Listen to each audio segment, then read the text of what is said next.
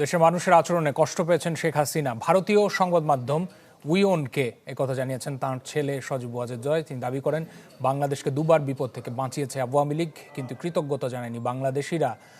বলেন, এমনিতেও এটিই ছিল শেখ হাসিনার শেষ মেয়াদ।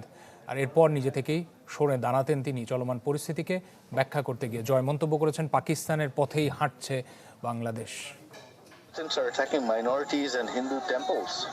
বাংলাদেশে সরকারি ভবন ও মন্দিরে হামলা চালানো হচ্ছে, লুটপাট করা হচ্ছে। পাকিস্তানের দিকে হাঁটছে বাংলাদেশ। পুরো দেশ নৈরাজ্যে ছেয়ে গেছে। বাংলাদেশের মানুষের কর্মকাণ্ড দেখে আমার মা ব্যথিত।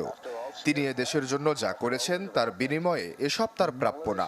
অতীতেও দুবার বাংলাদেশকে নৈরাজ্য থেকে বাঁচিয়েছিল আওয়ামী লীগ, কিন্তু এর জন্য কোনো কৃতজ্ঞতা নেই বাংলাদেশের জনগণের।